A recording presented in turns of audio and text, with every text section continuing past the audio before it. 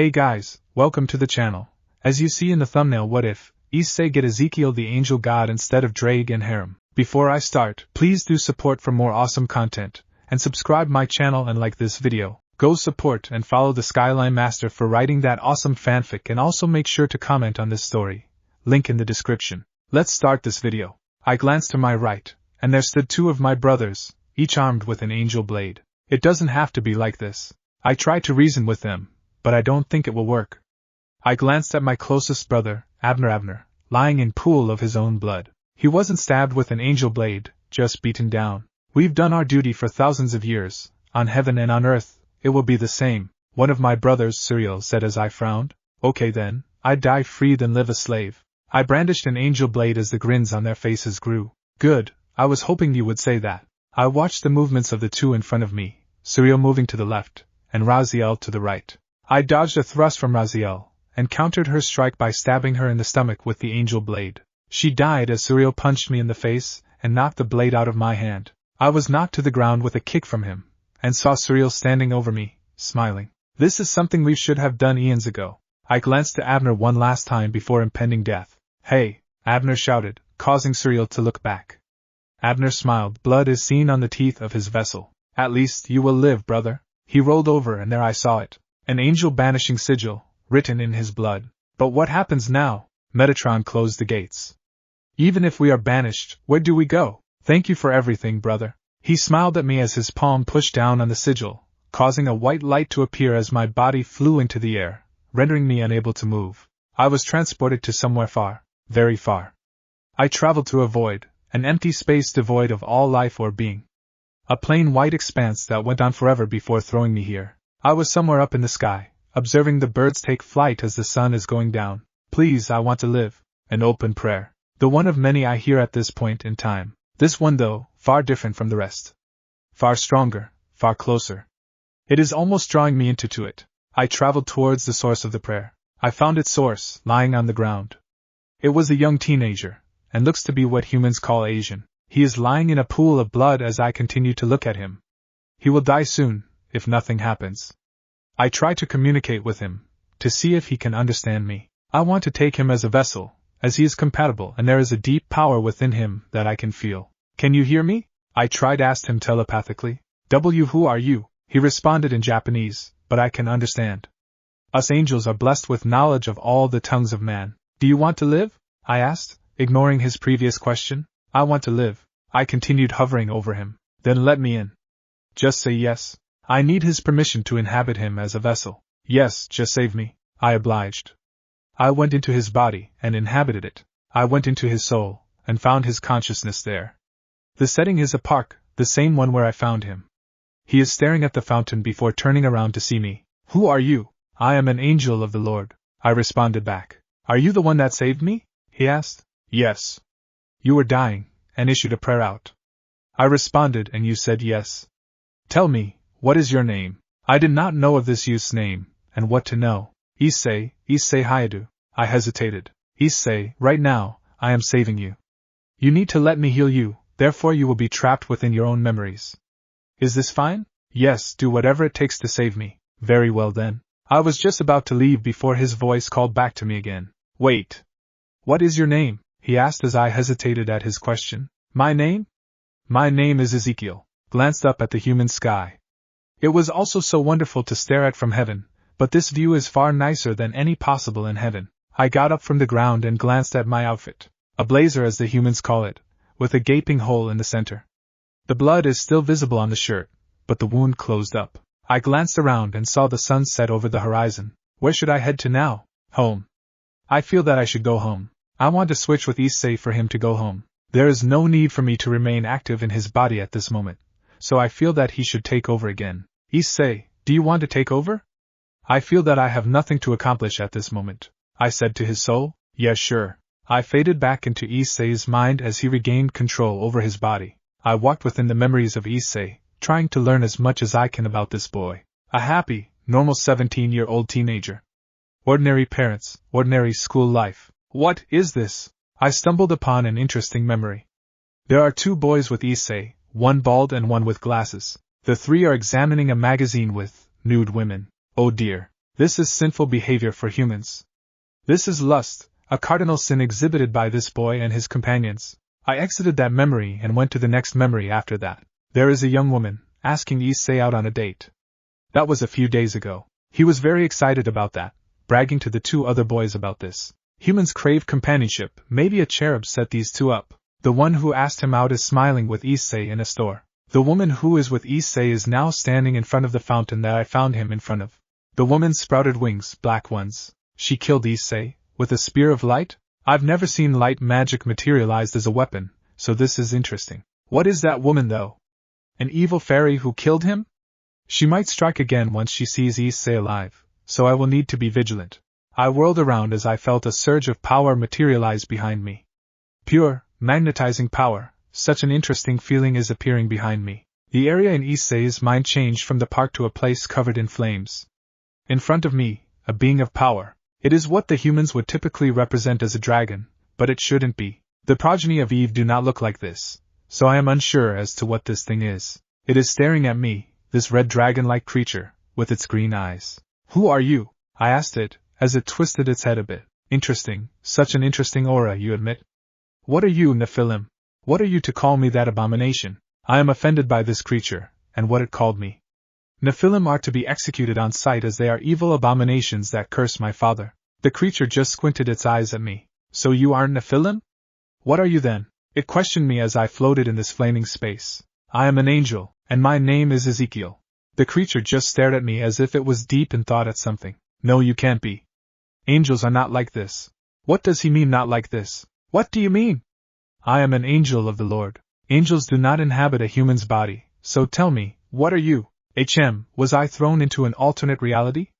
I know of them, so is it possible that I was teleported to one after I was banished? Yes, it would make sense, seeing that Metatron shut the gates of heaven. This is an interesting development. How shall I proceed? I am telling you the truth, my truth. I may be from another dimension, I said as the thing sighed. Ah, that would explain it. There are many dimensions apart from this one, and you are not an angel of this dimension, it said to me, nodding its head. Yes, that is a very good possibility. Now, who and what are you? I said back to the creature. I am the Welsh dragon, Draig. Draig said to me as I nodded in understanding. That is why this dragon did not feel like the progeny of Eve, because he isn't. Well, Draig, what are you doing inside this boy? I could be asking you the same question, Angel. I was killed and my body destroyed during the Great War, but my spirit lives on in this sacred gear, and this sacred gear was transferred to this boy. What does he mean by sacred gear? What is a sacred gear? I asked, wanting to know more about this world. A sacred gear is a tool given by the God from the Bible to humans to perform miracles.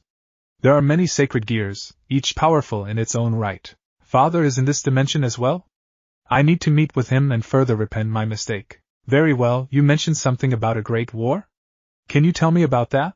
I inquired. Yes, the 3 factions, angels, fallen angels, and devils warred with each other in the distant past. No one won as the war ended with the angels retreating to heaven and the fallen angels and devils retreating to hell. The 3 factions are at a tense peace right now, but any incident could lead to full-scale war. Fallen angels?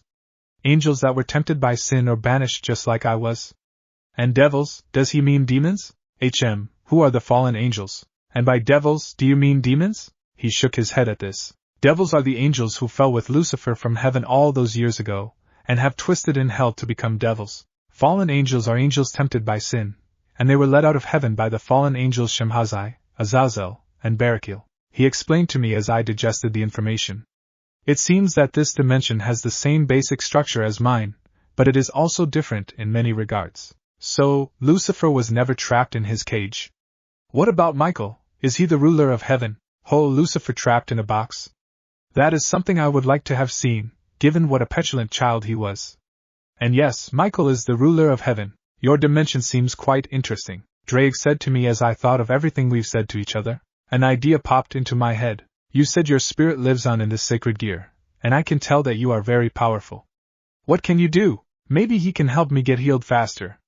I'm still injured from the fall, and am at 80% of my full strength. The gear that I am trapped in is the boosted gear, a weapon with the ability to double the wielder's power every 10 seconds. Sounds very impressive.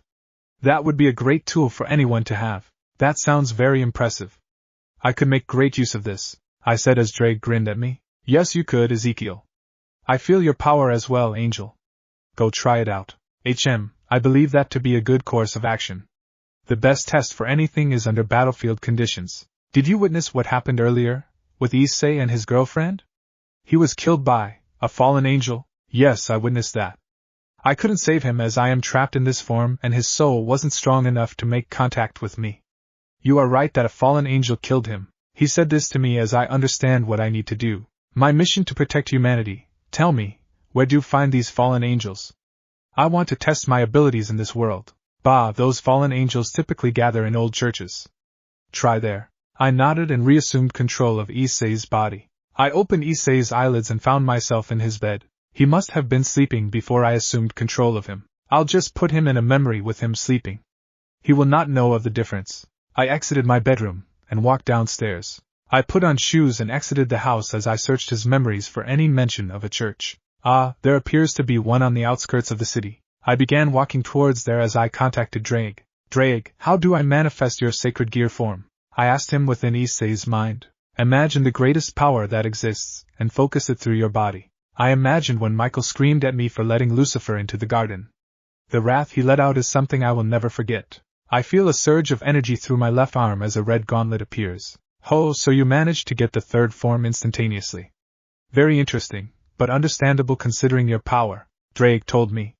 I stopped on the sidewalk and examined the gauntlet, noticing the jewel that is over the hand. So, how exactly does this work? I asked. You'll be able to activate it by focusing your mind.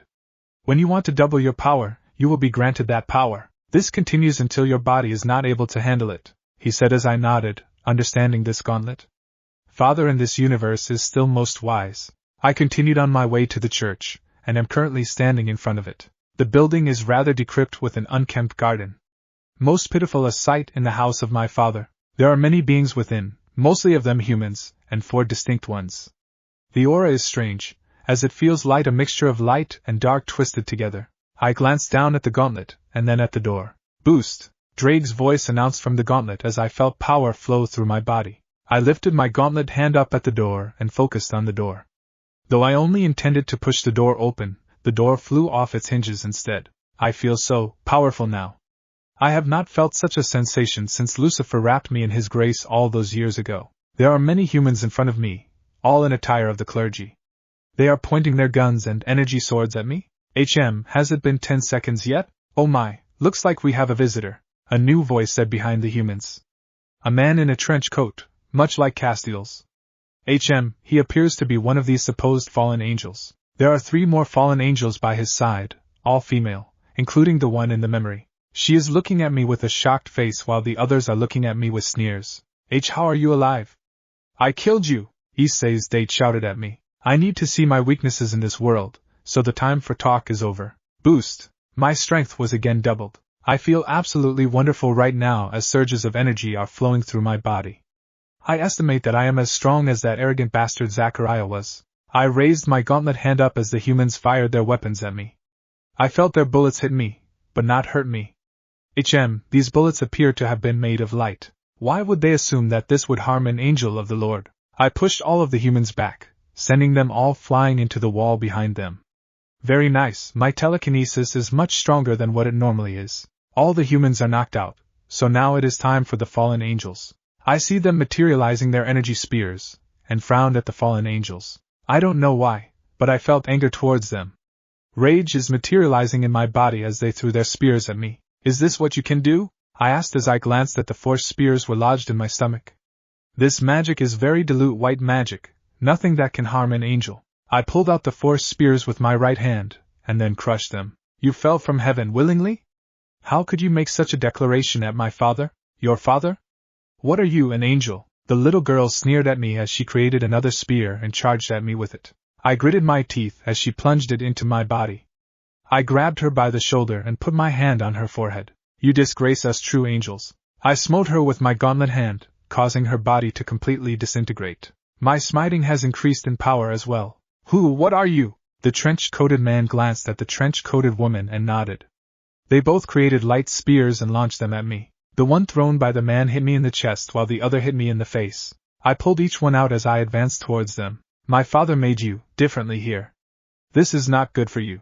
The man charged me as I said this. He punched me in the face, causing me to frown. The fallen angels have a level of super strength, though not on the level that I have. I punched him in the stomach, causing him to cough out blood. I put my gauntlet hand on his forehead, smiting him and disintegrating his body. I then glanced at the 2 remaining fallen angels, shaking near the pulpit of the church. The females have materialized their wings. Interesting that their wings can take a physical form. They threw their light spears at the window and are trying to escape. Boost! I crippled their wings as another wave of power came over my body. The 2 fallen fell down to the ground and I approached them, sensing the fear in their eyes. You might kill us, but our boss will kill you, the other female said as I glanced at Issei's date. Who are you? I put my right hand up as a thought came into my head. I feel holy power radiating from out of my body, so I need to see if this will work. White light came out of my palm as the 2 fallen angels screamed in agony. My name is Ezekiel, I said, completely destroying the fallen angels. When the light stopped, a single black feather fell to the ground.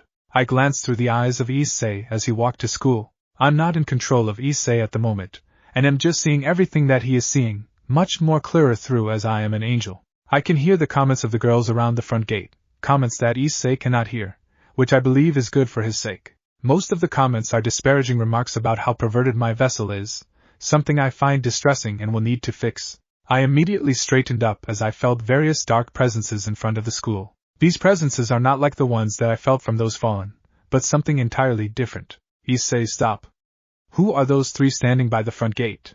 I communicated with my vessel. My vessel stopped and stared at the mysterious aura beings I referred to. Those are members of the student council. On the left is Saunashir Torai, the president of the student council. On the right is Tsubaki Shinra, vice president. The guy is Saji something. I think he is the secretary of the student council.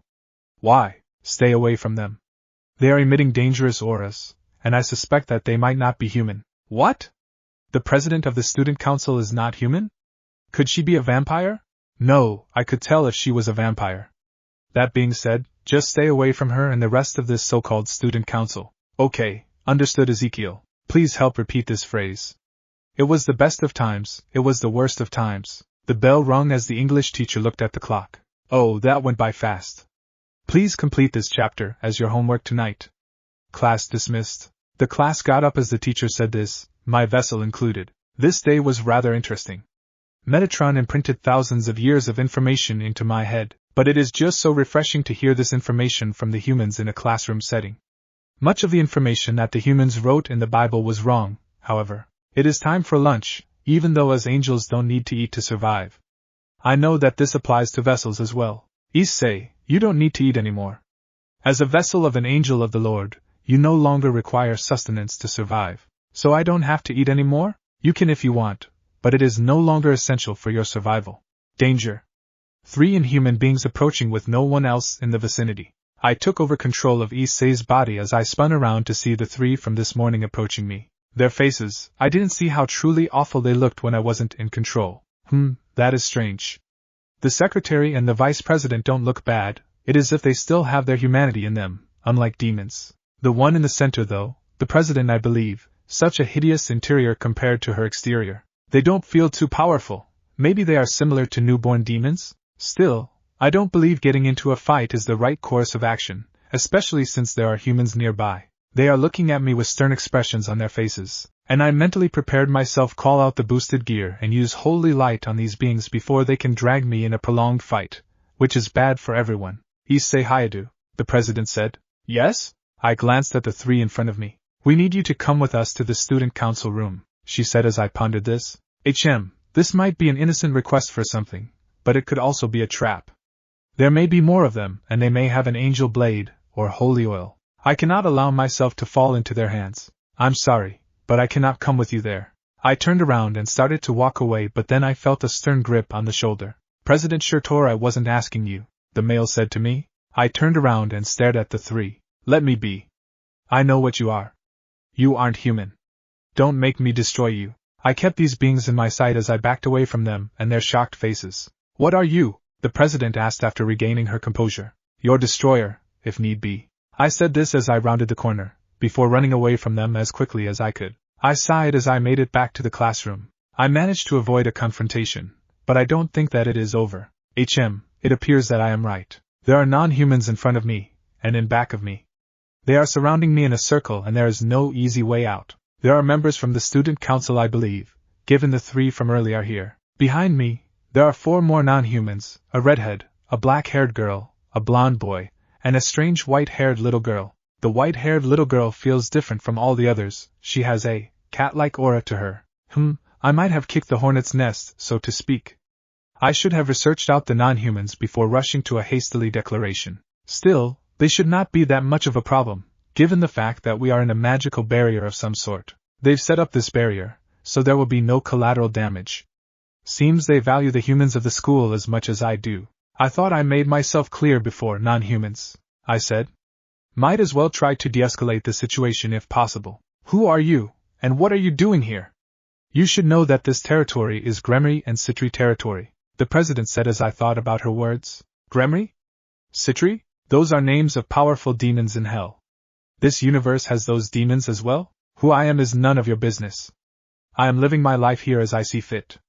Do not cross me, and I will not exterminate you, demons. We aren't demons. We are devils, a female voice said from behind me. It came from the redhead, who seems to be the leader of the second group of so-called devils. What did you do to Issei? The same female voice asked me again. How should I respond? That is none of your concern, devil. Now, if you are done, I would like to leave, I said as the circle remained strong. No. You refuse to give us information on your being here raises questions for me. You will answer questions for us, the president of the student council said to me, a stern voice. Is that a threat? I asked as I realized that the situation is clearly deteriorating around me. The 12 devils can strike me from any direction all at once. It is a promise, she responded to me. Okay then. I will say this one more time. Leave me alone, or I will destroy all of you. Starting with you, I pointed to the president. And you? I pointed behind me, to the redhead. 3 blades were instantly materialized, but I didn't dodge as I could tell that they were only intended as a show of force, and not to harm me. They couldn't harm me anyways as none of the blades were angel blades. There is a blade to either side of my neck, and a naginata was thrust in front of my face. A sword wielder and the naginata wielder were standing in front of me, so the remaining blade wielder was behind me. Don't threaten our presidents like that, the wielders of the 3 swords said resolutely. I smiled at this. Such loyalty you two seem to inspire.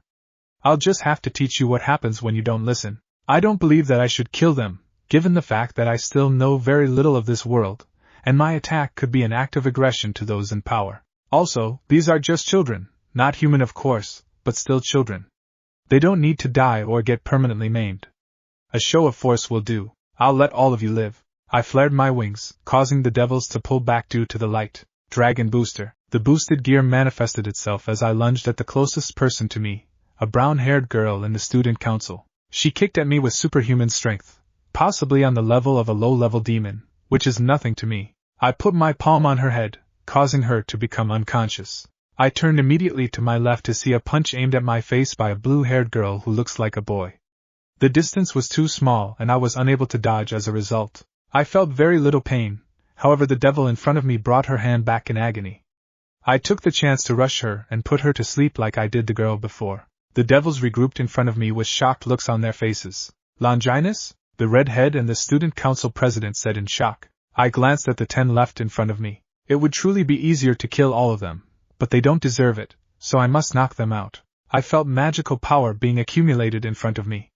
The black-haired girl standing beside the redhead nodded at 2 girls in the student council, who nodded in response. While this happened, I noticed a blonde-haired boy from the second group and another girl from the student council attempting to sneak up on me from the side. Their speed truly surprised me as they rushed at me with swords. I blocked their swords by grabbing onto them. The gauntlet hand held onto the blonde boy's sword, which is emitting a dark aura. That is interesting, your sword. Such a dark aura emitted from it, and it must be destroyed. I let my other hand free, and slapped the girl back into group. I then used my free hand and put it on the blonde boy's head, causing him to faint. His sword fell on the floor, to which I picked it up and snapped it in half. Such a dark aura, I muttered as I noticed a small line being fired at me. I dodged the line before grabbing it with my gauntlet hand. It was fired from the secretary of the student council. I picked up the bottom half of the sword that I snapped in half and used it to sever the line. Oh my, I think you've caused enough damage to us today. I noticed the black-haired girl say as she launched a tremendous bolt of lightning at me. I blocked the bolt of lightning with my gauntlet hand, shocking everyone in front of me. Interesting magic. It is vaguely fallen. Her magic seems to have the same aura as the magic from the fallen angels I've faced. I noticed a strained look on her face as I said this. Seems like I've struck a nerve. I feel that this is dragging on far longer than I expected to. It seems the show of force didn't have the effect I hoped it would. Time to escalate it then. Boost. I felt a surge of power flow from my body as I thought about how I could end this quickly. The devils all gathered together as I smiled at them. What are you planning by doing this? The redhead shouted at me. It was you who started this. Your kind that couldn't leave me alone. I'm showing you the consequences of your actions, I said as 10 seconds quickly passed. Boost. I held out my gauntlet hand, pinning all of the remaining devils, 9 in total, against the barrier wall. One by one, I walked up to them and put them to sleep. Soon, it is just the redhead and the student council president that are still awake. I glanced at their fearful expressions hidden behind their stoic and proud dispositions. This is what you get. Leave me alone, or suffer worse consequences, I said before putting each to sleep with a touch of my hand. My vessel awoke the next morning, unaware of the events that transpired yesterday. I always put Issei into a memory of school, so he wouldn't be suspicious of the times when I am occupying his vessel. To him, it will appear just like a normal day with him arising from bed, going to school, and then coming home. I feel that this is the best arrangement for the both of us. He will not know of what I do in case he objects to my actions, and I will improve his reputation in the meantime. Issei got dressed, brushed his teeth, and left for school as I observed within the confines of his mind. Draig. I called out to the other being within Issei. What is it? He materialized behind me as we both stood within a white room in Issei's mind. Do you think there will be retaliation? I asked as Draig frowned. Possibly. You don't pull a stunt like that on the Citri and Gremry heiresses and not expect some type of pushback. Is there something special about those two girls in particular? Citri and Gremry were the names of powerful demons of hell in my universe. I inquired of Draig as his eyes bulged before returning to normal. Those girls are the sisters of Satan. Lucifer is the king of hell here? Was the king of hell, Draig corrected me. Remember the great war I was talking about? Lucifer, Beelzebub, Asmodeus, and Leviathan all died in that war. Their names live on, however, as the rulers of hell. There isn't one Satan, there are 4. I nodded as he finished. So they don't exist anymore? They are just family names? Titles more like it. The original offspring of Lucifer and them still claim their ancestors' name as their own. You see, there was a war after the Great War. It was a war between the Old Satan faction and the Anti-Satan faction over the control of hell. Old Satan faction was the faction that supported the offspring of the original Satans, while the Anti-Satan faction wasn't. The Anti-Satan faction prevailed and the Old Satan faction was banished to the ends of hell. The new rulers of hell took the names of Lucifer, Leviathan, Asmodeus, and Beelzebub as titles to symbolize their rule. The two girls we are talking about are sisters to modern Lucifer and Leviathan. Oh dear, this isn't good. If these devils are the rulers of hell, they may be able to mobilize hell's forces against me. That is very troublesome. I should probably flee this area, I said, pondering my escape options. That isn't necessary, as the modern Satans aren't the kind to start a war over nothing. They would probably talk to you, and see what your intentions are. They didn't get to where they are by mindless violence. Understandable. I'd still rather be ready for anything though, I said, reassuming control over Issei's body. I glanced around to see where I was, since I was so entrenched in my conversation with Draig that I lost track of Issei's movements. I am directly by the wall of the school, with the front gate right in front of me. I feel 4 non-human presences within the gate. It's them, the leaders from the student council and their lieutenants. My guard is up as I rounded the corner. There they are, standing right next to each other. I noticed their 4 gazes on me as I tried to walk past them and ignore them. That didn't work, however. The moment I moved past them, they moved back and are standing in front of me, blocking my path. My eyes looked at the 4 of them as I felt all the humans staring at us. They just stared at the entire scene in front of them as I stared directly at the devils. Then the devils bowed to me in unison. I was speechless as the humans wailed and shouted, What? What did he do to Rias? President Sauna? That bastard Hayadu, he's blackmailing them. What are these devils planning on doing? I ignored the crowd that formed around us, and I pushed past the insults that the crowd said to me. I made it as far as the lobby before I felt someone punch me on my left cheek. I felt no pain and turned to see my assailant. It was a boy from one of Issei's memories, Matsuda, who was holding his hand in pain. Serves him right for attacking an angel of the Lord. Issei, what was that outside? Another boy, Motohoma, shouted at me. This might be the chance to rid Issei of these perverted acquaintances. Do not talk to me anymore, perverts. I walked away from them as I heard Matsuda break down into tears. Well, I got rid of them. Now I just need to get through this day without the devils interfering in my business again. Don't they ever learn? It is those 4 devils from earlier, all blocking my path.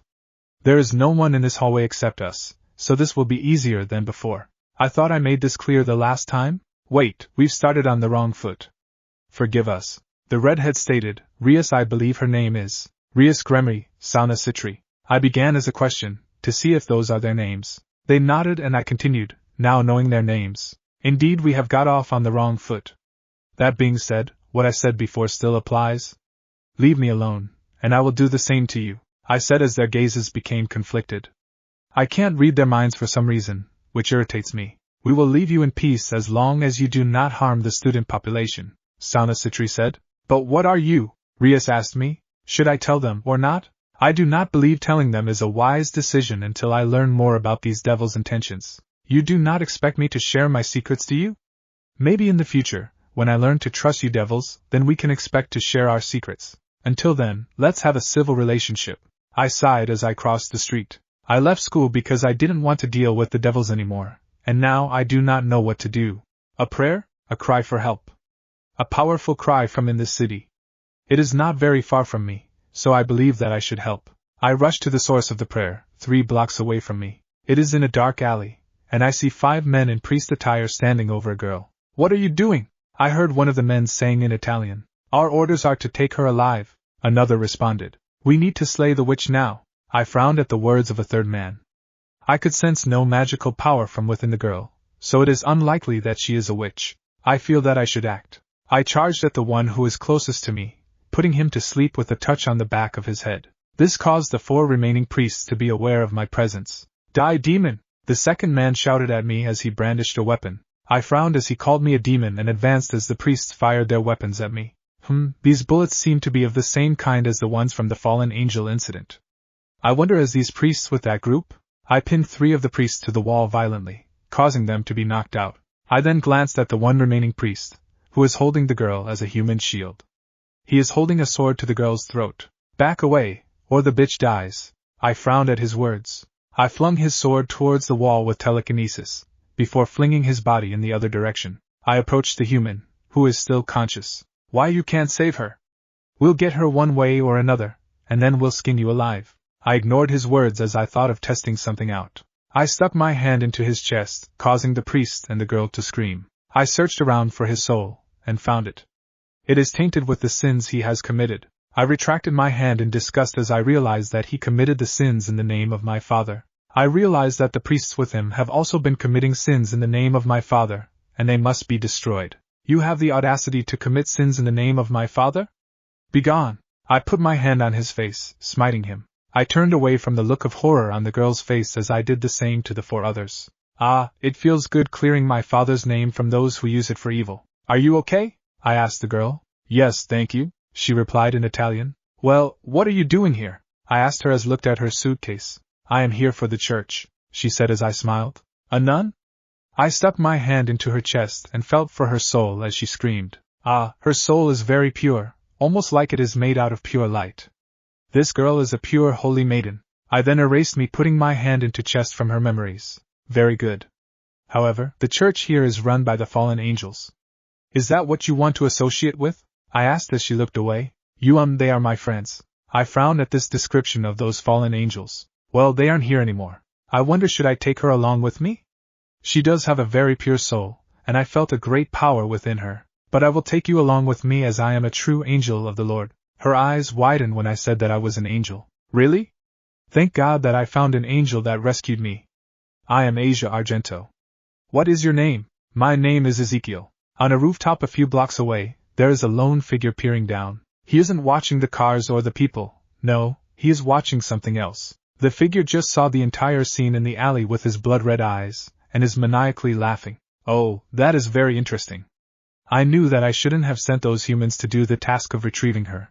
But they are expendable, so no great loss. He pondered his words for a moment, as he kept his gaze on Issei Hayato. Still, it is amazing that you are here too, the figure said as 10 jet black wings appeared from the man's back. I can't wait to chat with you, Gadriel. Issei, what are you doing out of school and who is this young lady? Issei's mother asked me as I returned home from school during the middle of the day. I glanced at her, and then back at Asia as I heard my mother sigh. You and your sister really need to be more careful.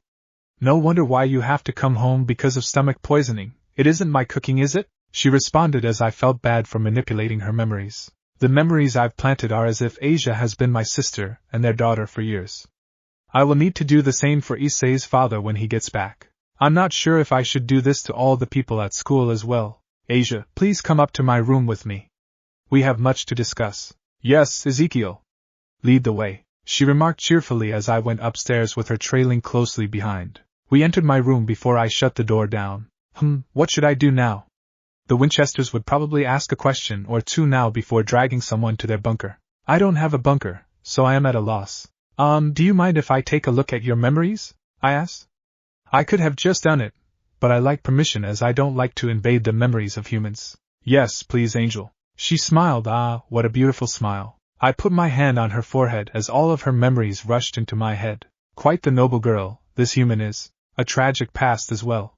Once the prized possession of the church due to her healing gift, she was kicked out because she healed the devil. I need to protect this human as it is the mission of us angels. How to go about doing this? I can't just keep her in here forever. This is not a prison, and I am not her jailer. I guess she will have to be enrolled in school. Issei. What can I do for you? I gritted my teeth at the student council president and devil, Sona Citri. She is smiling at her desk, and Rias is in the room for some reason. I need your help enrolling someone in here.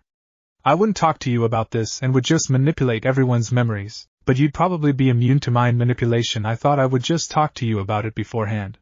You could probably expedite the process, to be honest. You assume, right, Issei? Rias said, sipping black tea from a small white cup as she sat on the couch. Who is this person? Sona asked as she got up from her chair to sit opposite of Rias. Just a girl I know, I responded as Rias looks amused. And what is she to you? Sona asked me. That is none of your concern, devil. Now, will you help me or not? I asked as Rias and Sona smiled. I don't like the look of their smiles. That kind of help doesn't simply happen, Rias said as she looked at Sona. This does not look good. Yes, Rias is right. You want us to help you, you will answer some questions for us. Sona smugly finished as I frowned. Well, they finally get what they want. I could just enroll her myself, but they would probably stonewall me. Okay, you get 5 questions answered, and in exchange, you will enroll this person into school. Understood? I asked as the 2 girls nodded. Who are you really? Sona asked. Okay, think of the most vague answer you can possibly give. My name is Ezekiel, question 1. I saw their eyebrows rise as I said my false name. So you are an angel then? Rias asked. Yes, I am an angel. Question 2. How are you about to possess Issei Hayata's body? Angels cannot reproduce, unless you've made up a body that looks like Hayata's, Sona stated. How should I go about answering this? I am an angel from another dimension. Question 3. They looked at me with blank expressions. Sona nodded as Rias just started at me. That explains why you are so powerful. Tell us, what are your intentions here? Sona asked. I've been through this. I want to live a peaceful existence here. Question 4.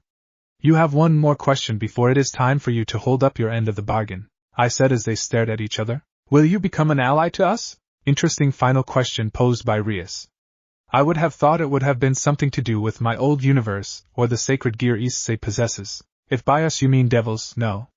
If by us you mean your group of devils, I don't see what that might not be possible in the future. Your groups don't seem hostile, and I might as well gain some information about you as well. I stood up and started for the door. I stopped right at the door, remembering the reason I came. I'd like to have her in by the end of the week, if that isn't too much to ask. I left the school, feeling extremely satisfied with the meeting. I feel that it was a productive meeting, and that the devils aren't as bad as they could be. I glanced at the setting sun, watching the multitude of colors intertwining near the horizon. I felt a dark presence very close to me. I spun around, just in time to dodge the spear of light that was thrown at me. Sorry, I just wanted to see if you were really you, Gadriel. I had to squint my eyes in the direction of where the spear came from. I felt grace as I made out the cloaking magic in the distance. The spear came from the trees, and I made out a figure sitting on a branch. I put my hand up and sent a shockwave through the air to hit the tree. The tree fell as I felt the grace move closer to me. Ah, you caught me, Gadriel. The cloaking magic ceased and I saw a tall, pale figure with black hair and red eyes stare at me with a grin on his face. Wait, I know you. Angel. Jahaziel? I questioned him. I haven't seen my brother since he escaped. Jahaziel? Haha, I haven't gone by that name since I came here. It's Cabil now. We stared at each other for a long time, before I thought of something to get our conversation started. So, Cabil, how did you come to this world? He grinned and laughed as I said this. I'm not really sure. I was running down the halls in the dungeon, and then poof, I was in this world in my true form. Say, how long was I gone? He asked me. Millennia. It is the year 2014 in the human world. Just wondering, was there a Cabil before you in this world? He whistled at this. There was, but I killed him and took his name. Also, that long? The last I remember was the destruction of Sodom and Gomorrah. That's why you were put into the dungeon in the first place, I reminded him. I remember. So what? I might have overdone it and destroyed the entire damn place, but that doesn't hold a candle to what you've done, Gadriel. I scowled at this as he smiled. Well, seems like I've struck a nerve. Let's talk about something else. How did you get here? I glanced at him as I calmed down. A lot has happened since you've left. Lucifer was freed from his cage. His eyes shot open as I said this. Then the apocalypse? No, the apocalypse was averted when Michael and Lucifer were tricked into the cage by humans. He burst out laughing as I said humans. Humans? They managed to stop the apocalypse, who would have thought? I ignored him as I thought of where to continue. With Michael gone, heaven fell into chaos. You remember Castiel? He tapped his chin as he looked at the sky. Castiel? The angel who cried as the Egyptian babies were killed? Apt description. Castiel battled Raphael for control of heaven. Castiel must have gotten slaughtered then. No, Castiel managed to kill Raphael by enhancing himself with the souls from purgatory. Cabil giggled at this. He's done well for himself. What happened next? Castiel went on a rampage and killed thousands of Raphael's followers. Castiel went back to normal eventually, and returned all the souls to purgatory. While this is all fascinating, how did you come here? He interrupted me. I sighed at this. I was about to get to that. Metatron the scribe tricked Castiel into performing 3 trials to cause all the angels to fall from heaven. Ha! Serves those pricks right. Jahaziel. Those are our brothers. No matter what they did to us, I still love them. It's Cabil now and speak for yourself. I'm happy to see all of them fall. Then what happened? After I fell, I worked for Metatron for a while, killing rogue angels who refused to side with us. I was meeting with Abner when we were ambushed by Raziel and Cyril. Cabil scowled when I said Raziel. That bitch. So what did you do to her? I killed her, but Cyril managed to disarm me. I was about to die when Abner banished both of us with a sigil. Since Metatron closed the gates, I ended up here. Cabil nodded after I finished telling him my story. And that vessel? He asked. A teenage boy who was killed by a fallen angel. Yours? His eyes rose when I said fallen angel. That's the funny thing. Some villager from Scandinavia that I took thousands of years ago. He said this as 10 black wings came out of his back. I felt his dark aura, so this didn't surprise me. It didn't happen this way, if that is what you are going to ask. Then how did it happen? You don't become an angel and then just fall to a fallen one here. He laughed at this and then pointed up. Heaven. It's much nicer than ours, and he still did everything. You know who I am talking about. I jerked up and smiled at this. Our Father is still here. He found me, and realized how dangerous I could be. As much as the beings in this universe are weaklings, he was strong. I was bound and twisted into the crude, weak angel of here. I raised my eyebrows at this. Then how did you fall? Another Sodom and Gomorrah. Did that and escaped in the ensuing chaos of the Great War. Living with the Grigori, that is the organization for fallen like me. You killed another group of people? Did you not learn from your mistakes? No, I learned. I just chose to disregard it as I know heaven can't do anything to me. Wanna know a secret? He's dead. Who is dead? I narrowed my eyes and questioned him. Cabil smiled maliciously. God. Strong, but not strong enough. You're lying. You're lying. That's not possible. Our Father. Stop saying that. He isn't our Father here. Now you want to know what happened? The war wasn't going well for anyone. He further smiled at this. Devils dying left and right, angels falling up and down, yada yada yada. Us fallen managed to advance to the gates of heaven and there he was, on the battlefield. I was the one who did it. found an angel blade and stuck it in the back of his head. His face lit up like the moon. You killed him! You killed God? How could you? I am seething with rage at my brother for killing our father here. Oh, don't be so dramatic. If it is any consolation, he didn't beg to live. I charged at my brother with a punch. The punch hit him, and sent him flying into a nearby wall. I probably deserved that. He twisted his neck and cracked his fingers. You know, I was going to invite you to join us, but I guess that is out of the question, he said as he created a tremendous light spear and launched it at me. Dragon booster. Boost. I disintegrated the light spear with my gauntlet hand as his eyes became wide open. So, that's what I've been feeling. You managed to inhabit the vessel with the boosted gear. Alright, I guess I'll use this then. He pulled out an angel blade. I generated a magical barrier to prevent any damage to the world as he launched thousands of light spears at me. Boost. I parried the light spears that were aimed at me as I charged at him. It's a tragedy, you know. You would have been perfect. We could have become gods in this universe? Why are you fighting with me when we could be taking over the world? I am nothing like you. You killed our father and I am going to kill you. Welsh Dragon Balance Breaker. What is this? My entire body became encased in red armor. You've achieved the Balance Breaker, Scale Male. Everything is further enhanced. Draig told me as Cabil laughed maniacally. So what? You've achieved Balance Breaker. I'm still going to kill you. He thrust the angel blade at me, but it couldn't penetrate my armor. Boost. I held him by one of his black wings and punched him in the face dozens of times before throwing him to the ground. He crashed into the ground as jumped into the crater with him. You bastard! He got up and ran towards me with his palm. He put his palm on me as I punched him in the stomach, causing him to cough up blood. You can't smite me, I'm me. I pushed him down to the ground as I kicked him in the face. That is for killing father here. I kept kicking him as he coughed and wheezed. I stopped as he slumped to the ground, barely alive. Well, what are you waiting for? Do it. But know this. He coughed up blood in my face. There are more of me. More of us. We are going to destroy the entire world. So go ahead. I snapped my fingers on him, causing him to explode. I breathed heavily and then started to control my breathing as I calmed down. Draig, what is this armor? I asked as the armor disappeared. It is called Balance Breaker, specifically Scale Male for the boosted gear. It is achieved when your feelings and emotions are at an absolute peak. It is very powerful and removes many of the restrictions on the boosted gear. I see. I shattered the barrier, causing magical glass to rain from the sky. There is a little girl in front of me. She is very powerful, however. Much more powerful than me, even in this state. She isn't moving, just glancing at me with her cold, lifeless eyes. Her mouth is closed as she is glancing at me. What should I do?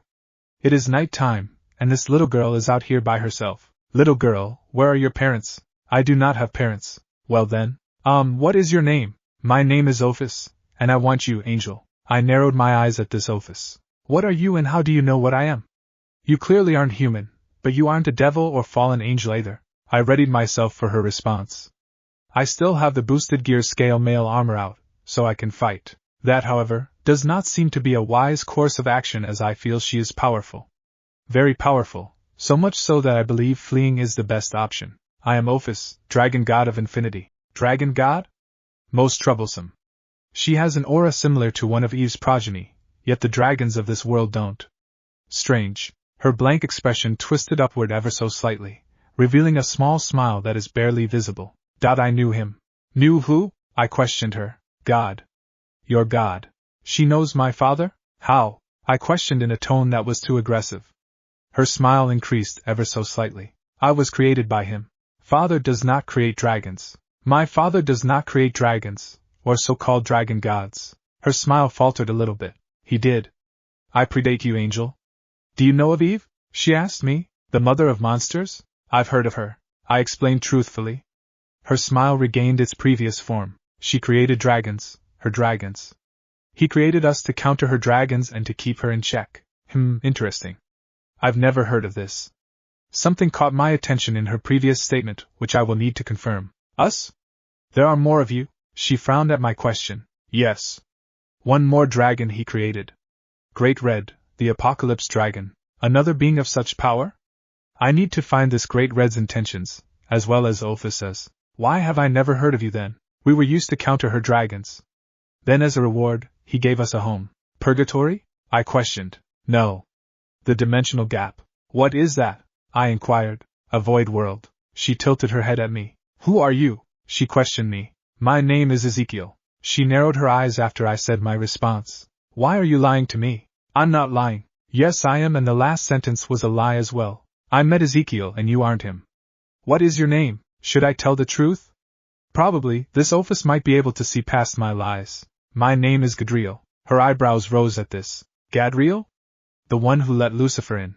That was a mistake. I lost my patience and shouted at Ophis, who simply looked back at me blankly. It was, she replied simply as I thought about changing the subject. Anyway, what do you want, dragon god Ophis? I want you to join with me. Join with you? Join with you in what? I questioned. My army. You have an army? Why? She tilted her head the other way as she glanced at me intently. Kill Great Red. Kill something that might be as powerful as you? Are you insane? Why don't you do it? You are much more powerful than me, I said as there was a pause. He took my silence. She just ignored my question. What? What does she even mean? He took my home. The dimensional gap? I questioned. Yes. He took my home from me. I just listened to her words. Can't you just share? She stared at me, so much that I began to feel uncomfortable. No. It is my home, she said in a louder voice than before. Okay, the answer is no. She still glanced at me. She remained silent after my answer, and there was another brief period of silence. No. You will join. I become on high alert as she said this. Is that a threat? I asked as I formulated an escape strategy. I can't fight someone like this and hope to win. I feel that she is much more powerful than me, even in this state. No, it is a fact. She looked down and then smiled ever so slightly again. I can help you get back. You know of a way back? Tell me. She smiled even wider at this. I'll tell you if you join me. Okay, think Gadriel. Join her army, don't die, and go back to your world. Especially with the boosted gear. You can help Metatron and Heaven with this kind of power. I sighed and then looked at Ophis, who has a small smirk on her face. I'll do it. She is still looking at me with a smile. I knew you would. A small portal opened up in front of her. She reached into it and pulled something out. The portal disappeared and I see something in her left hand. It just looks like a rock. What is that? She smiled further at this. A gift. She threw it at me, and I caught it with my left hand as I felt a surge of holy energy rush through my body. It is just like the time when I touched the angel or demon tablet. I felt another structure within the stone, and disintegrated the stone at a molecular level to reach the structure. It's a tablet. I read some of the words on the tablet, and realized what it is. It's the human tablet. I glanced back at Ophis, who is smirking at me. Where did you get this? She just further smiled at my outburst. A portal appeared behind her as she started to laugh, ever so faintly. I'll be in contact. So this is it. I put it down on the desk in my room and took a seat, glancing down at it. There is no mistake. This is the work of Metatron. This is the human tablet. Metatron wrote down Father's words, and compiled his works into tablets. There are many tablets out there, and this one is right in front of me. Metatron imprinted knowledge of his script, so I am able to read his works. Interesting. There appear to be multiple languages on this tablet. There is Proto-Elamite, Paleo-Hebrew, Proto-Enochian, and Mycenaean Greek. I see distinct line breaks between each change in language, so maybe he used different languages for different parts? I can see Metatron doing something like that. I rotated the tablet to see the back, completely in Proto-Enochian and Greek. I flipped back and set my gaze at the top, the Proto-Elamite section. Okay, this section is on the subject of the soul. Why it was created, its power. Oh, this is interesting. Souls can be used for power if gathered in sufficient quantity. I believe Castiel demonstrated that. There are also various spells here, including soul melding, binding, and regeneration. Very fascinating information. There is nothing else in this section, so I went down to the Paleo-Hebrew section. Immediately my attention was caught when I read the section's title, Transfiguration. This section is about changing a human to an angel? That is possible. There seem to be different ingredients required for this spell, depending on the angel I want. The available choices for angel are Ritzine, cherub, and regular angels. I know of the perfect candidate for this. Asia should become an angel, given she has pure heart. I took the tablet with me and exited my room, walking a few steps before knocking on her door. What is it, Issei? She said as she was rubbing her eyes. She appears to have been sleeping, which is understandable considering her attire. Would you like to become an angel? Her face beamed when I asked her this. Oh, course, I've always wanted to become an angel. Good, I said as I glanced down at the tablet. I suppose this will do. I glance down at the ground, and then at the church which I am currently in. Asia is standing next to me, her face illuminated by the light of the moon which flowed through a window. I glanced down at the tablet to see what else was needed: consecrated ground, water blessed by an angel, blood from a human. All of these ingredients are necessary while the ritual is powered by the soul. After that, a Latin incarnation is used to finish the ritual. Okay, that is doable. I held up my hand, generating coat of water on my hand before using the water to make a circle around Asia. Ritum sacrum. Hancturam consecro. I muttered as the ground became sanctified. I then put down the tablet and picked up a bowl. I created water in the bowl and said a quick blessing of the water. Asia, if you please. She nodded and took out the kitchen knife that I brought along. She took several deep breaths as she screamed out, cutting her left wrist over the bowl. Bowl dripped down from the bowl as she screamed out in pain. I put a hand on her arm, healing the wound as her breaths returned to normal. This will be painful. Please use something cover your mouth, I said, kneeling down to pick up the bowl. When I stood back up, she was biting down on the sleeve of her right arm. That will do. I took a deep breath before plunging my right arm into Asia's body. Her screams were muffled by the clothing as I searched around for the soul. I found the soul, removing my arm from her body with the soul in my possession. Her screams stopped as I looked at the soul. Such a powerful little ball of energy is in my hand right now. I placed the soul in the bowl and whirled it around to get the blood and the water to mix thoroughly. Haec nova, quae producit animum gratia angelis, I said as the soul began to glow and flicker excitedly. The soul started beating as it grew before compressing into a tremendous white light. The light became a vapor which danced around the room before it went into Asia's mouth. She collapsed on the ground, alive from what I can feel. The ritual worked. She is now my sister, as a fellow angel of the Lord. I stared at her unconscious body as I felt the grace radiating from her body. I feel a strong aura from within her. Her soul must have been powerful, as I feel her grace is on par with a low-level angel. Truly remarkable that a human could be changed into an angel. I threw her over my left shoulder, before kneeling to pick up the human tablet. I exited the church and walked home. As I walked home, I thought about the things I will have to teach her as an angel. She will need to learn how to fly, how to smite, and how to angelically heal. This will be a bit time-consuming. Or it might not be. I could take Asia to a pocket dimension to train her. Yes, I might do that. I remember my brother Gadriel doing that constantly. Creating new worlds was a snap for him, and with my boosted gear, it should be a snap for me as well. I entered the house as quietly as possible as to not awake my parents. I went up the stairs without cause a single step to creak, and then opened the door to Asia's bedroom without a noise. I placed her in bed, and tucked the blanket over. What is it the humans say at this point? Ah yes, good night. I exited the room as quietly as I could and proceeded to walk to my room. I frowned at the door to my room. I opened the door, on guard at the mysterious presence in my room. Low-level cloaking, so I already know who it is. You can come out now, I know you are here, I said as I shut the door behind me.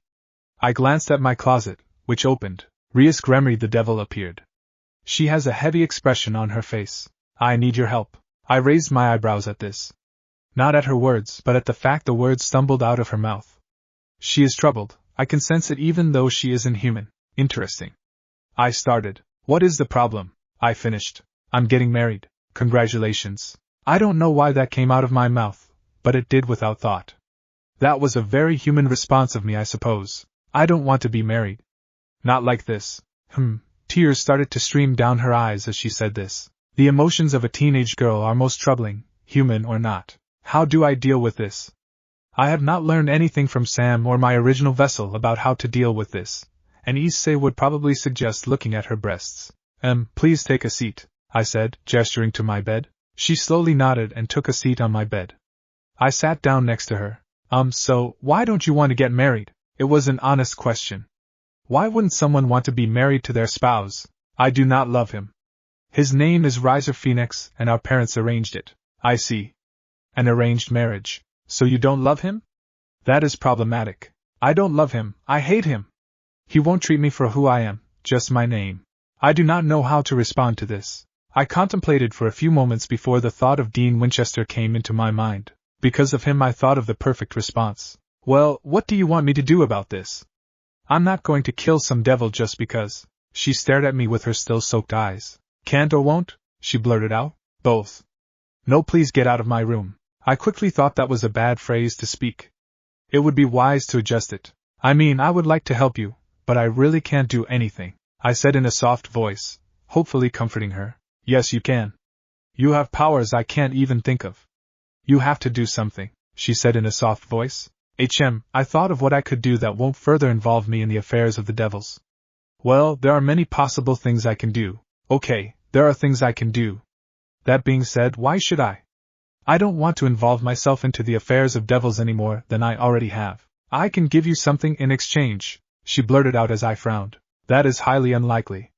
I do not wish for vices that demon deals thrive off of. She frowned at my answer. There must be something, anything. She is really desperate as her emotion indicates. Maybe there is. I've been meaning to get into heaven for a while, and haven't thought of the best way to do that. I could visit a church, but they might think I am insane and turn me away. Moreover, if I reveal who I am, that will bring unwanted attention. There are angels in this world, so their natural enemies might have information on them. Yes, I have the perfect request. Highly unlikely that she has something like this in her possession. Yes, I do have something I need, but I doubt you have anything like this. What do you know of how to summon an angel? I questioned her as a quizzical look appeared on her face. Why would you want to summon an angel? She asked me as I thought of a response. That is none of your concern. Do you have something that can tell me how to summon one or not? She put her finger to her chin and contemplated a response for a few moments. I stared at her as her face suddenly lit up. Yes, there is one thing I could possibly think of. A book, she said excitedly. A book? I wondered what kind of book this is. Yes. When I was younger, my brother brought me to the Satan's Palace in Lilith to play. I was playing with Sona in the library when I accidentally knocked over a bookcase. All the books tumbled down and fell on me. There was a book in the pile whose pages were open, and the heading on the page said Summon a Celestial of the Biblical One, which I believed to mean angel, she said to me. Her story seems plausible. I see. How about this deal? You will give me the book, and I will in turn help you with your marriage problem. I won't kill the man, but I can help you in another way. What other way? She asked warily. Good question, I haven't fully thought of that myself. Disappearing. Killing the man will do nothing as his family will probably send another son in his place. I can help you disappear and make it look like you were killed. No one will be sent after you if it looks like you killed yourself. What about my peerage? I haven't heard of this term before. What is a peerage? My family members. The members of the Occult Research Club.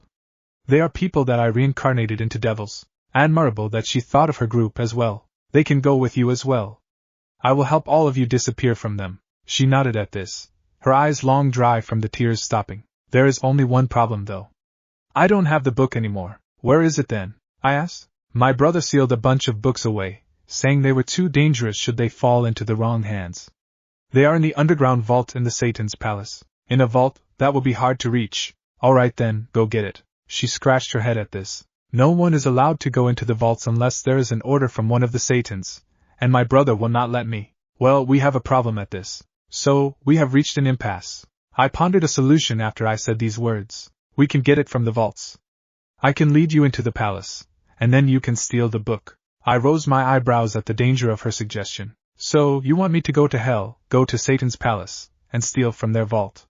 Do you understand how dangerous that sounds? I questioned her. It is the only way to get to that book.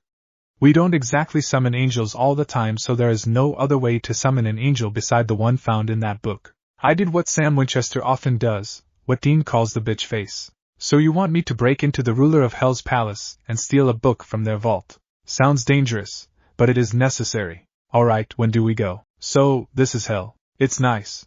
The pretty purple sky provides a nice backdrop to what I assume would be a place of torture and damnation. Demons don't exist here apparently, not the kind that Sam and Dean used to hunt on the daily basis. It's peaceful, but I can't dwell on this too long. I glanced at Rias on my left, a black cloak covering her head.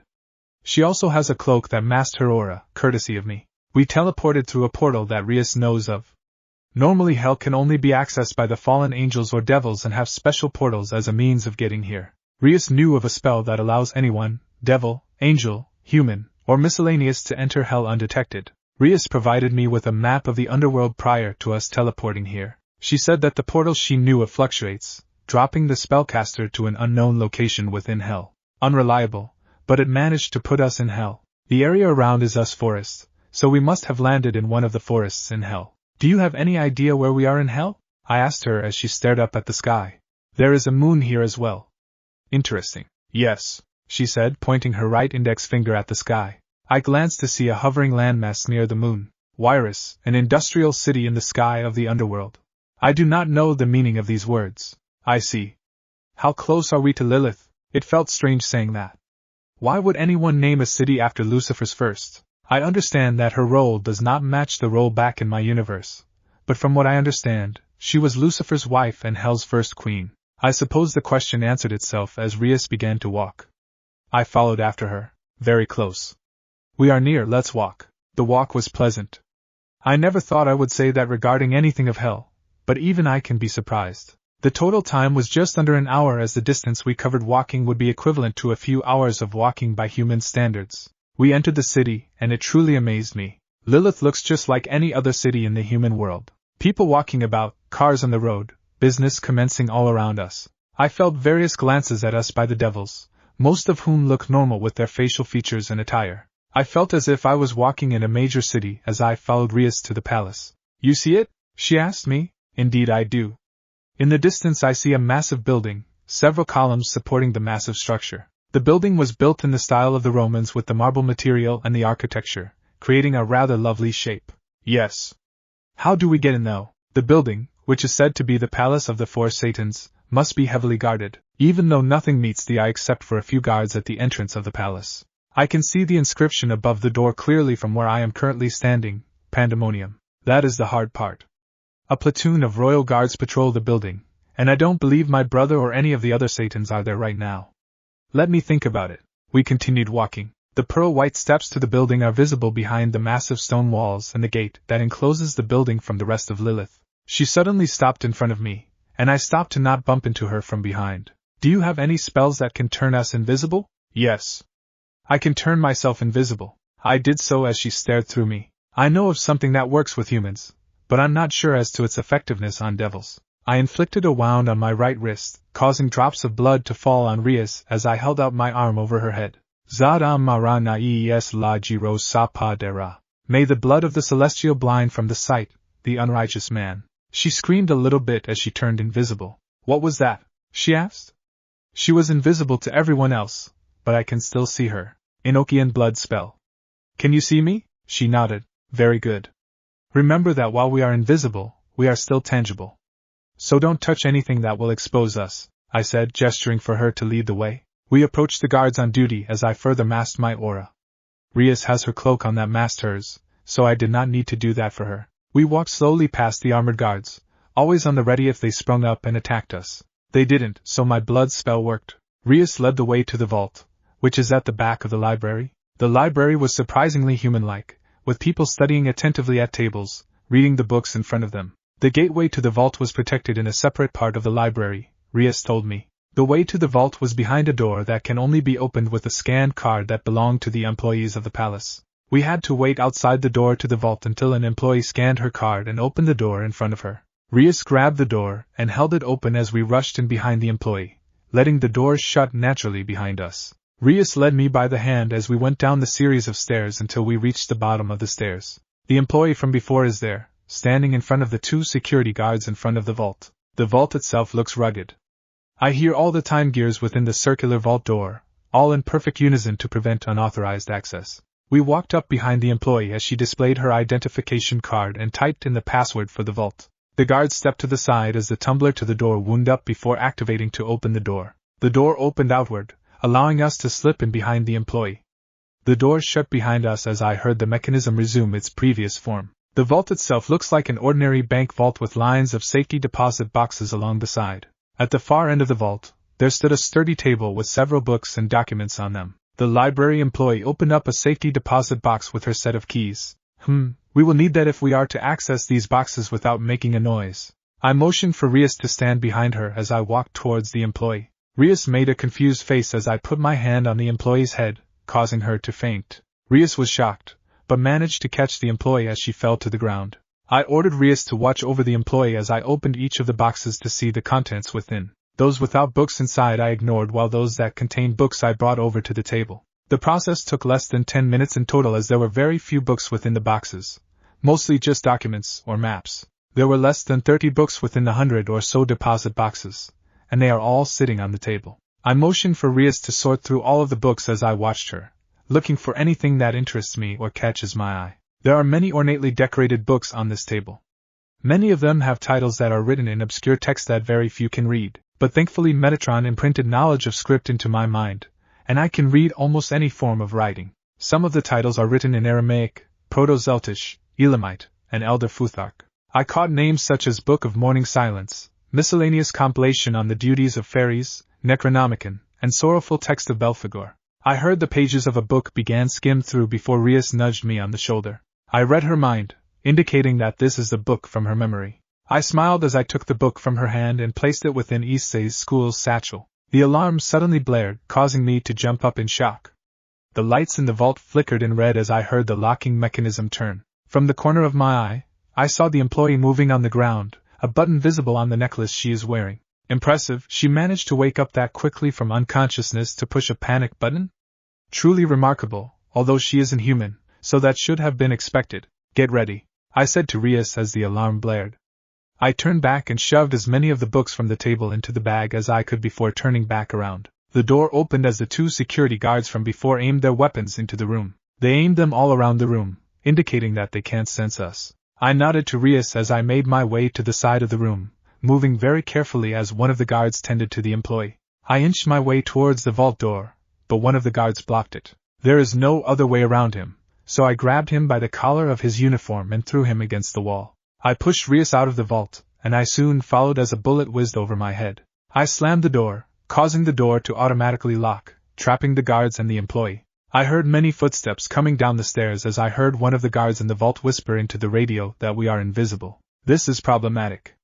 The only way to go is forward, and that way is blocked off by guards. Rias, they know we have invisibility on. Who are these guards? I heard about a dozen footsteps, so there must be at least 5, if not 6 guards coming down the stairwell. The number is probably much higher in the palace itself. Satanic Executive Guard. They're strong, she said as the first of the guards came into view. They are dressed in black clothing with camouflage vests on. They have automatic rifles, all aimed in our direction. If I didn't know any better, I would just assume that this is a human special forces group. They stood semicircle in front of us, blocking the stairwell as they aimed their weapons around the room.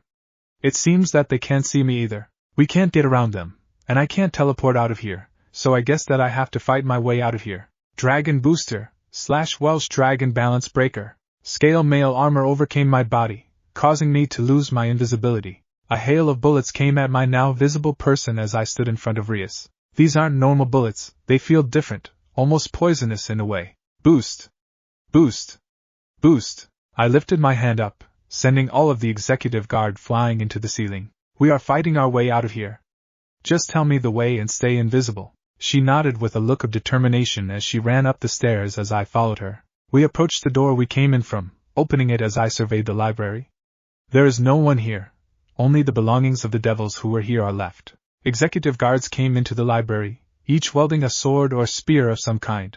I sent all of their weapons flying with a flick of my hand before launching the dozen guards into a bookshelf. Rias led the way out of the library and down a corridor to the left of the exit. I heard the footsteps of the guard as Rias told me to stay behind her, putting her hand in front of me to prevent me from going in front of her.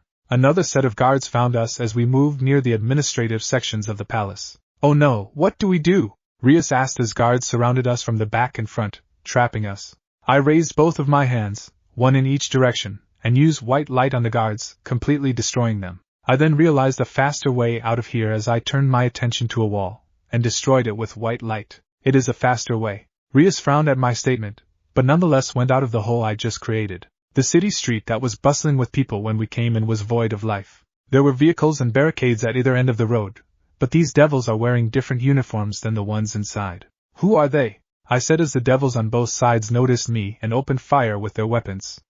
I took cover behind a red car and Rias did the same. Lilith Police Department Emergency Security Units. We need to get back to the portal if we are to escape, Rias said as I nodded. We have to escape Lilith as quickly as we can. I frowned as I heard helicopters hovering overhead. One of the helicopter's spotlights shined at me, irritating me enough to send it crashing into the barricade on the left side of where we currently are. I threw the other barricade into a wall, sending everyone there flying back hundreds of feet. It dawned on me how long this escape would take, and I realized that I need to find a quicker route. Rias, How long would it take for you to fly us both to the portal? I asked her. About 10 minutes normally, but I cannot with all of these forces pursuing us. I nodded at this and told her to display her wings. Her wings look like bat wings, but they should still be able to fly. Her wings are still covered by the cloak, so they are not visible to anyone but me. Boost! Boost! Boost! Ah, such power is flowing through my body. I feel absolutely reborn with this. Alright, let's go. I was carried by Rias as we took to the skies.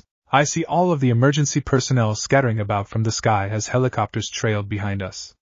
There was a peculiar sight behind them. What are those? They look like griffins with riders on them. Mounted Griffin Knight Corps, Rias said, turning her head ever so slightly to see what I was talking about. There are a total of 6 helicopters and 8 griffins, each with an armored devil on them. I held my palm out, using white light on those chasing us. I heard the helicopters being destroyed at the subatomic level, and the screams of those inside as the light shone so bright that I had to close my eyes. When I opened my eyes, I was astounded by the fact that not a single griffin or its rider was harmed by the white light. They must be very strong to survive such a power. How did they survive such a power? I asked Rias as I noticed that we were over the forest now. These devils are selected for their resistance to magic. Rias started descending as we neared the location of the portal. I have to kill these devils if we are to safely return to Earth in the portal. I focused on the 4 griffins that are closest to us as I thought of repeating what I did to Cabil. I snapped my fingers, causing all 4 of the griffins and their riders to explode. This instance was much more violent than the Cabil instance. I assume it comes with the additional boosts. I focused on the 4 remaining griffins, who are now in retreat mode. I didn't let them escape as I caused them to explode as well. There was no one else pursuing us as Rias landed on the ground. I jumped off her and looked around one last time to make sure that no one was following us. No one was, so I jumped into the portal, followed by Rias. We landed where we opened the portal on Earth. That is in a supply closet on the grounds of Ko Academy. Rias took off her cloak, becoming visible again. I deactivated the scale mail armor as Rias looked at me. She recoiled when my armor was completely dematerialized. What is the matter? I asked, not sure as to why she would be afraid of me. Your face. My face? I questioned. What is wrong with it? She took out a small circular mirror from her person and gave it to me. I opened it and examined my face. Oh dear, extensive marks on my vessel's face. There are also a few open sores on my face. I believe that Issei cannot handle me properly when I use my boosted gears boosts. I see. Anyways, I will look over these books and heal my vessel. You need to continue your normal routine, but have your clothing and other necessities packed. I may come to uphold my end of the deal anytime in the near future. She nodded before we left the closet together. It is night time out here, and there are few humans roaming the street at this time. I arrived home after a brief walk, and immediately went to the table to examine the books I have in the bag. I only intended for one, but took many more as they may hold information that is helpful. I immediately picked out the book Rias selected as it was quite distinguishable with its purple color. The leather book was heavier than expected as I removed it from the bag. The title is in Middle High German, On the Occult Summonings of Deities, Monsters, and the Miscellaneous, by Johann Georg Faust. The human who made a deal with the yellow-eyed demon is in this universe as well. I flipped through the pages, skimming the information on the book. It does pertain to summoning of various beings, including wendigos, hydras, and salamanders. Here it is. Summon a celestial of the biblical one. I need a few ingredients as the spell on this page indicates. Most of these are rather simple to procure, so this should be no problem. I healed my vessel with Asia's help before finding the 4 ingredients needed to summon an angel. The ingredients are plant-based, and were easy to acquire just by going outside. I assembled all of the ingredients into a bowl, drew the necessary Enochian sigils and lit the ingredients on fire as I spoke the name of the angel I want. Gadriel. I felt a presence manifest in front of the bowl. His back was turned to me. The color of his vessel's hair is light brown. He is wearing the garb of a priest, with a white base color and red trimmings. He spun around, taking a careful look at me as his eyes widened. I could see that his vessel is quite young, with his short height and green eyes. His age appears to be slightly younger than my vessel's age. My eyes widened afterwards as he immediately went to the ground and prostrated in front of me. Why are you bowing? I asked, but he didn't respond me as he spoke incessantly. You've come! You've come! You've finally come! He rambled as I walked up to him and picked him up, causing him to stand up. What are you talking about? I asked as he calmed down from his excited state. Cabil's kind. You've come to rescue us. How does he know of my brother? How do you know of my brother? He was supposed to lead us, to free us. I do not understand the meaning of his words. Free you from what? I asked. Tyranny. He was meant to free us from our chains of servitude, but now you are the one. I do not know what you spoke of. I am the one to do what? I really do not understand why this angel is so excited. Did I get the spell wrong and summon an insane angel? You are the one to free the angels. You are our leader. I stared at the insane angel in front of me as the grin on his face showed no sign of disappearing. He's powerful, not as powerful as me though. His aura projects a power similar to Cabil's level of power. You have more? He chuckled before shaking his head at the ground. This is not how we were supposed to be. Stuck in heaven, letting everything that has happened happen without doing anything. This is not the mission of the angels. We were sheep, before Cabil showed the light to us. You better, foreign, powerful angels are the ones to lead us. You did not answer my question, I noted at the end of his monologue. His smile returned, if ever so slightly. Indeed I did not. There are a few of my fellow brothers and sisters who see the light. And we rebelled. That is impossible. How is that true? I can see your halo. A small disk of pure light hovered around his head. It is similar to the one that was above Cabil's, only his was pure darkness though, and not easily discernible, even to me. You can see it? Pure white wings appeared from his back as he asked his question, 8 of them to be exact. I nodded at his question as he retracted his wings. To answer your question. I know the truth about my father's death. A bittersweet tone appeared in this angel's voice. His fists clenched as well. Brother Michael, for everything good he has done, was nothing like our father. There are certain glitches in the system of heaven. It is not easy to avoid falling if you know what you are doing, and we most certainly do. He finished his statement as his fists relaxed. Your group of angels. Who are they? I asked as he stared straight at me. What do you know of Ophis? He asked me in a serious voice. All traces of joviality are gone. She offered me a position in her army. I'm not entirely sure of what that entails though. He nodded at my words. You as well? We also Cows Brigade members. What is the Cows Brigade? I never heard of that expression before. A look of incredulity appeared on his face. What Ash? You aren't being serious, are you? It is the name of her army. It is just an assortment of beings from all over the mythological world, all unified under her umbrella, each with its own agenda. And what is your agenda? I asked. Free heaven. We have been waiting until the time is right, and that time is now. Michael is not the leader heaven needs. You are the leader we need, the one heaven needs. Overthrow heaven? I don't hold a grudge to Michael for what he did to me. God commanded it, and I accepted my punishment at Michael's orders. If I could spare the pain and suffering I went through, even of just one angel, I would have atoned for my failure. This could also redeem my name, which isn't tarnished in this universe as far as I am aware. This will enhance the name of Gadriel to be one of respect, someone who helped heaven become free. I'll take you up on that offer. I did not catch your name, by the way. It is true. I completed the spell, but did not ask of this angel's name, who may or may not be Gadriel. He smiled at this. You summoned me, but since you asked nicely. My name is Gadriel, nice to meet you. What is your name, if I may ask, boss? What should I say to him? Say the truth, use Ezekiel's name, or something else? That is not important right now. Good Gadriel, push it off to a later time so that you can think of a proper name. He folded his arms across his chest, but then shrugged his shoulders. All right, I understand. Anyway, when should we start this mission? I do not know. As soon as possible, I said as he paused and looked up at the sky. Okay then, I shall notify my brothers and sisters of the turn of events.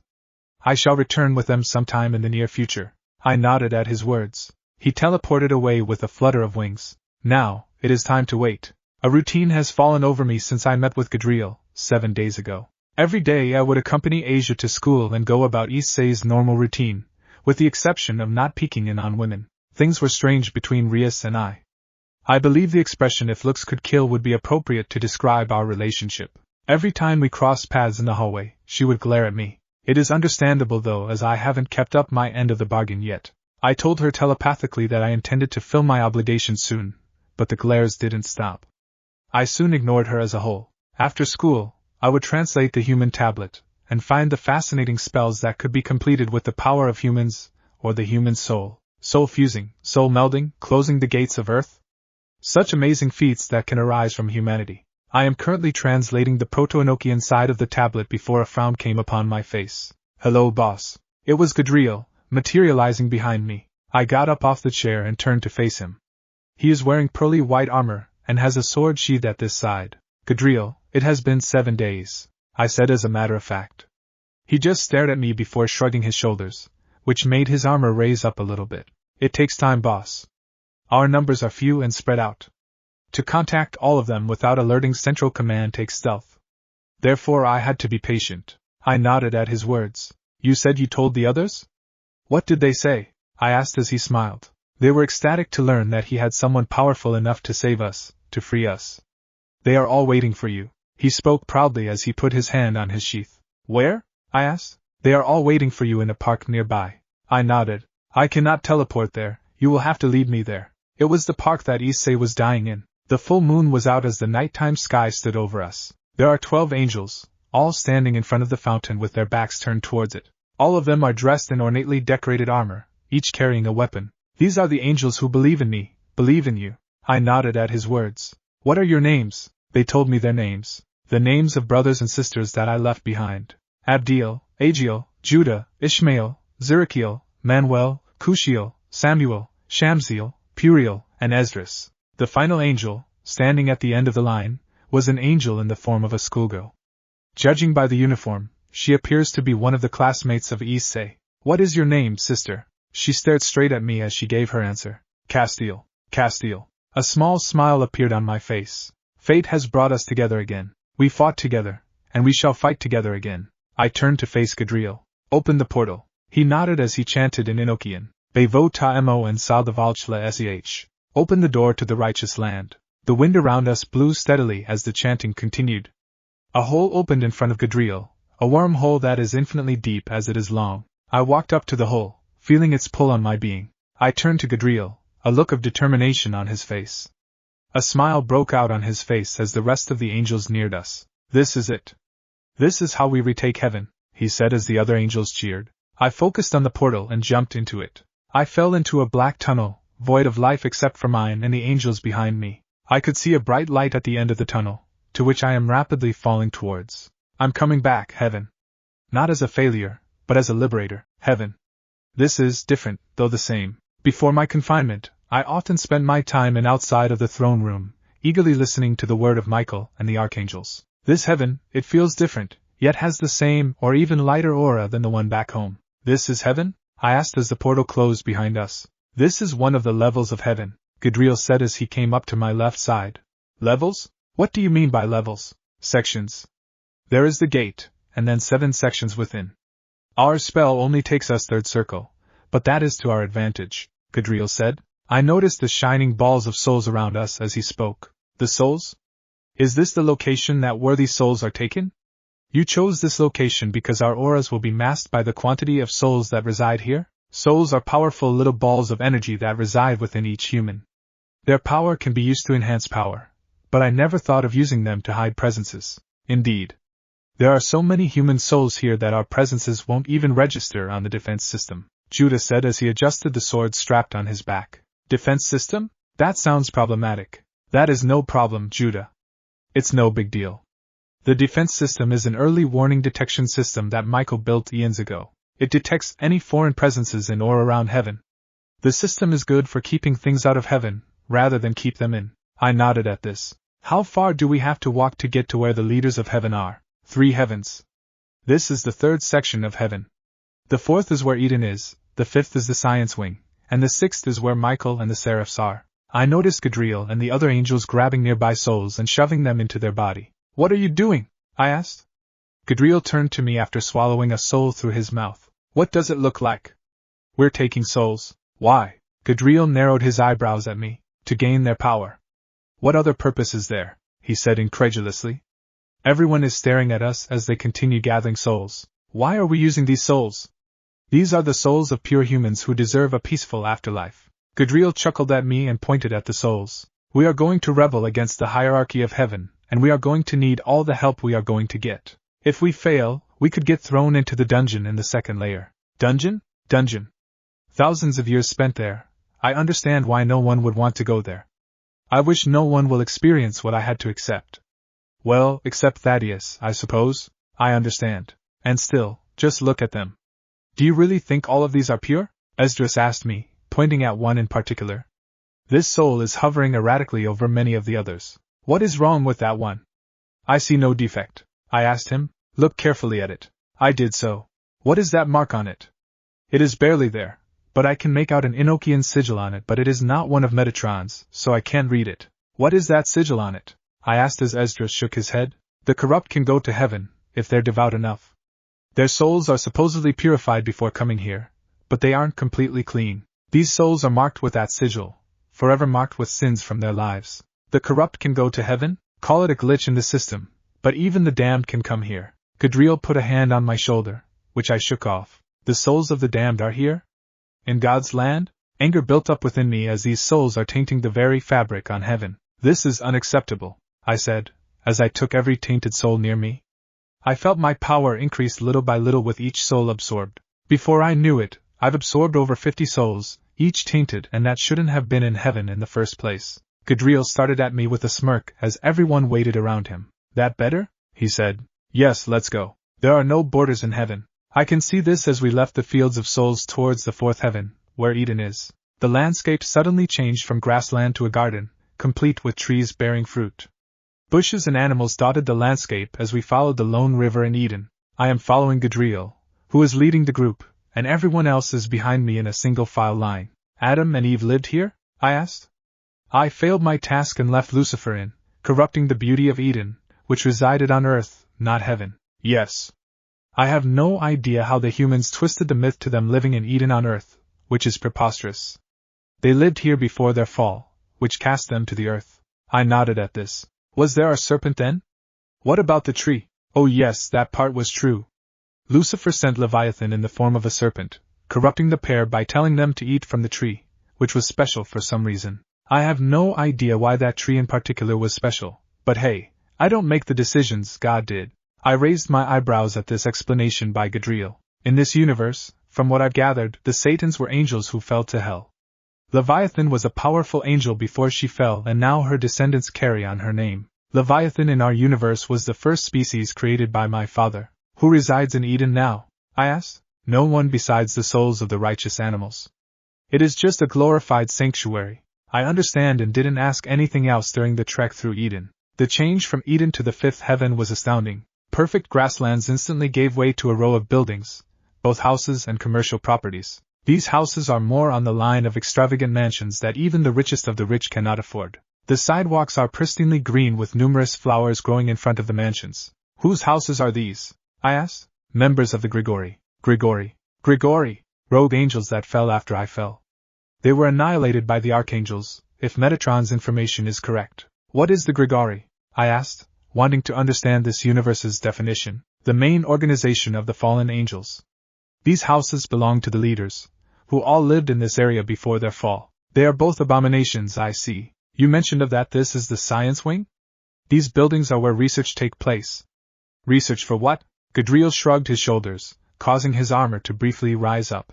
I have no idea. The Grigori leader Azazel was a brilliant angel. Maybe the angels who work here are trying to come up with inventions that rival his. The leader of the fallen angels sounds like an interesting angel. I might make his acquaintance later. What type of inventions did he make? Mostly perfections on sacred gears. Gadriel said to me as before he held his right arm up, signaling everyone to stop. They're here. Gadriel motioned for the group to hide against the wall of the nearest mansion. A group of armored angels with their wings manifested walked right past us as we hid behind some shrubs. These angels are high-class ones from what I can see, as they all have 6 or more wings. Wait, Gadriel quietly said to everyone as I heard a dagger being unsheathed by him. Wait.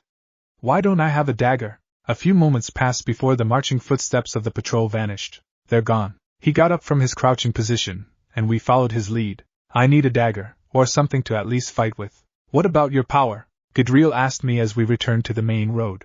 I need it just in case. Gadriel's head nodded at my explanation. I cannot see his facial expression as his back is turned towards me. Better safe than sorry, I suppose. Samuel, if you will. I heard a grunt from the back as Samuel made his way to me. His expression denotes one of displeasure, as he hands me a dagger within a leather sheath. I took the dagger out of its sheath, reading the inscription on the blade. With the shedding of blood, a new birth with her eyes. How aptly fitting. This is the 6th layer of heaven? I asked as the landscape again suddenly changed. In front of me is a massive building in the style of the Greek pantheon. It has pearly white marbles and imposing columns, and even has a mural on the top, similar to the Pantheon. There are over 100 steps that need to be climbed before we can reach the entrance. The mural consists 10 angels, but I noticed part of the mural to be painted over. Yes, it is. It's called Zebul, and it houses the throne room and the sleeping quarters of the seraphs. Not that really need them though. Who is painted over? Lucifer, Gadriel replied. Understandable. I looked to Gadriel, who stared back at me. What is the plan? He asked me. I thought you came up with the strategy? What is the layout of the building and how many angels are there? This will dictate our course of action, I explained as they all nodded. That way is the way to the throne room, where the seraphs have their meetings with Michael presides over. Gadriel pointed to the winding staircase in front of us as he continued. There are rooms adjacent to the main throne room, and I assume that these rooms are the sleeping quarters. He finished. Are there any other angels in the vicinity? I need to account for any other possible sources of resistance. There shouldn't be, Ishmael said, walking up to me. There is a meeting, but it is only between the seraphs, so no middle management angels should be there. There are no guards in this section either, Ishmael finished. Interesting, no guards? Not that they would need them. The archangels didn't need guards in heaven either. Are there any possible exit routes? I asked, wanting to cut off the seraphs from any possible sources of escape. There is only one way out that we know of, and that is the entrance over there. There may be secret passages that we are aware of. I nodded at Puriel's words. There is the issue of the seventh heaven though. I looked at Gadriel strangely. What of this seventh heaven? I asked. It is the location of the system, a mechanism that God built long ago. The system is what powers everything holy, from books to crosses to incarnations. Everything from that which hurts devils to determining the next Christ is in that system. Inside that system is the sacred gear control mechanism, he said as a matter of fact. Sacred gear control mechanism? What is that? I asked as this information sounds troubling. Gadriel responded to me. The system controls everything sacred gear related. No one knows the inner workings of it, not even Michael knows everything about the system. The system randomly selects a human to inhabit a sacred gear years before they are born. If that system goes down, you could lose your boosted gear Longinus, which would put us at a tremendous loss. That would be a great loss in power. Still, very little risk of that happening, especially if Michael truly does not know everything. I formulated the plan that entails as little risk to us as possible. I turned to address the group, who are staring intently at me. The 6 best fighters stepped forward. I commanded. Judah, Ishmael, Samuel, Puriel, Esdras, and Shamsiel stepped forward. Gadriel was already standing at my side, so there was no need for him to move at all. The rest of you will keep guard outside. I turned to my group that I will lead inside. Make sure that no one escapes. If possible, subdue them without killing them. Any questions? I asked, as I materialized my boosted gear. The group shouted a definite no, to which I smiled. Ready, draig? Welsh dragon balance breaker. The armor surrounded my body. I feel different. More powerful than before in this state. It's probably the souls, they're strengthening me. Let's go. I rushed towards the steps, stepping on every third one as the entrance became closer and closer. I reached the top of the stairs in 6 seconds, and everyone arrived shortly after. I peered into the entrance, which was wide open as there was no door. I rushed in, observing the pearl white marble statues and the elegant murals painted all over. A pair of ornate marble doors separate my group from 10 beings inside.